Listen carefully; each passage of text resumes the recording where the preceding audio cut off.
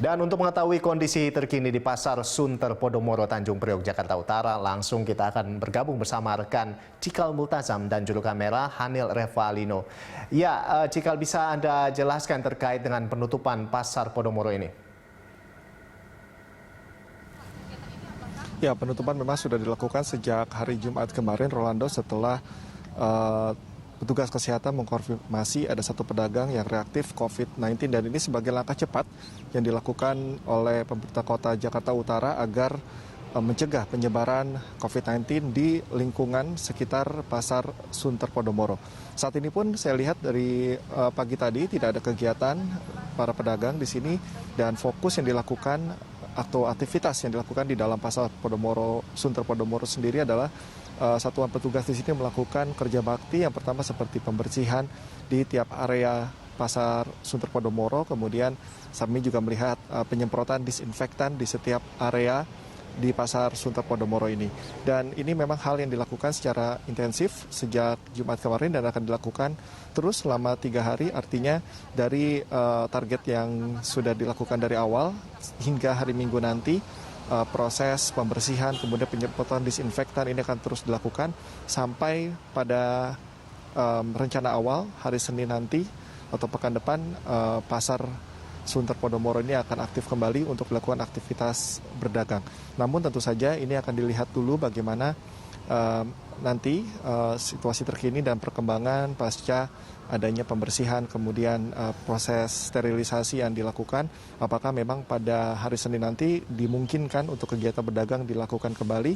Tentu ini harus berdasarkan evaluasi yang matang agar ini bisa menjamin keamanan kesehatan dari para pedagang yang tentu sudah menunggu waktu untuk berdagang lagi. Seperti diketahui sebelumnya, Rolando, bahwa Pemprov DKI Jakarta di sini menyebar tim untuk melakukan swab test di tempat-tempat aktivitas keramaian warga, salah satunya dari pasar. Dan memang di tiap-tiap titik tersebut ditargetkan 200 orang bisa dilakukan swab test, dan di Pasar Sunter Podomoro pun sudah dilakukan 178 orang untuk di swab test, dan dari hasil tersebut 1 orang dinyatakan reaktif COVID-19.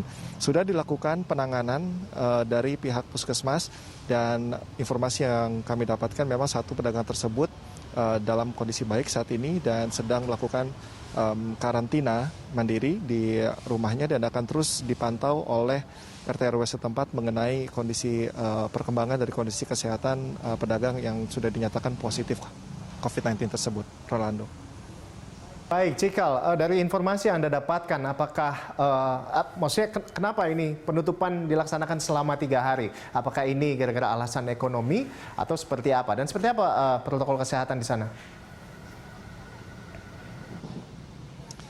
Ya, penutupan 3 hari ini sesuai dengan surat edaran yang sudah dikeluarkan oleh PD Pasar Jaya, tentu berdasarkan pertimbangan-pertimbangan logis yang sudah dilakukan. Kajiannya ini pun sebetulnya sudah dilakukan tidak di waktu-waktu yang berdekatan, Rolando, tetapi memang sudah berdasarkan kajian-kajian yang dilakukan sejak jauh hari. Karena sampel untuk keramaian sendiri ini sudah pernah terlihat juga di Pasar Tanah Abang seperti contohnya.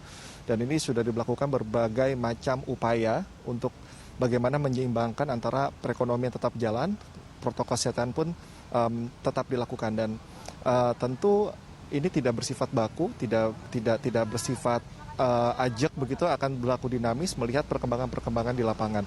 Dan tentu ketika nantinya sudah dilakukan sendiri kembali aktivitas perdagangan ini, maka protokol kesehatan ini akan terus dilakukan, Rolando, dan pengetatan pemberlakuan 3M, yakni mencuci tangan, menjaga jarak, dan juga memakai masker ini akan terus diperketat.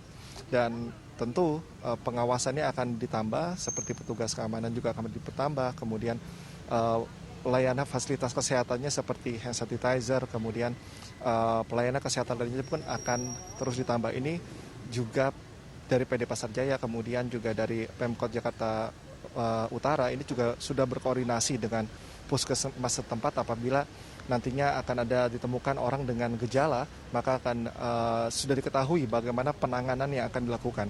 Dan dari puskesmas pun sudah juga memiliki protokol sendiri, Rolando, bagaimana penanganan orang yang positif reaktif COVID-19 ini apakah akan dibawa ke rumah sakit ataupun dirujuk untuk melakukan karantina mandiri. Ini tentu sudah dikomunikasikan, tinggal bagaimana nanti penerapannya saja dan juga jeda waktu antara pembukaan pasar ini dengan waktu tutupnya ini juga sangat-sangat penting sekali, dan tentu pendataan juga sudah dilakukan karena ini pendataan penting sekali bagaimana nantinya menentukan pasien yang memang atau pedagang yang ternyata nanti dinyatakan positif ini warga di luar Sunter.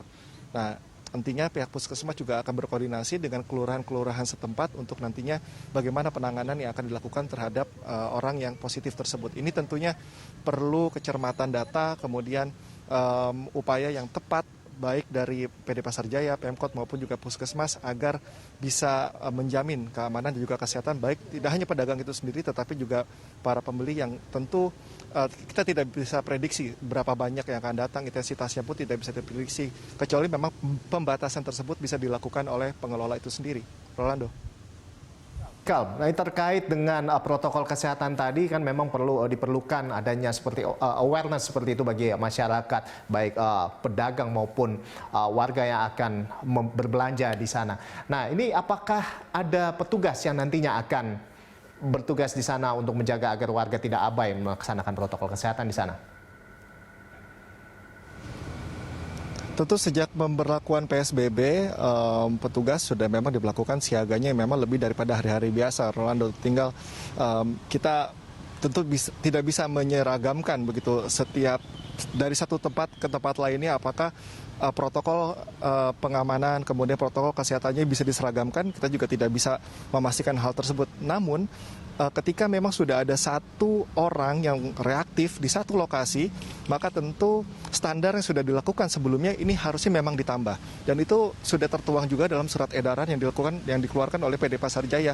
Kalau memang satu tempat tersebut terdapat satu orang atau lebih yang reaktif, maka sistem pengamanan kemudian juga protokol kesehatan harus ditingkatkan. Kalau tadi saya sebutkan bahwa sudah ada 3M, memakai masker, kemudian menjaga jarak dan juga mencuci tangan, dengan protokol yang sudah biasa diberlakukan di sini, maka ini levelnya harus ditambah lagi. Nah, tinggal bagaimana nantinya akan ditentukan dari pertama adalah jumlah personel, kemudian kesadaran dari pedagang itu sendiri dan juga kesadaran dari masyarakat. Tentu jumlah personel, kemudian kelengkapan dari alat penjamin kesehatan ini juga tidak bisa berjalan dengan maksimal ketika memang pedagang dan juga pembelinya atau pengunjung ini tidak melakukan kesadaran yang sama.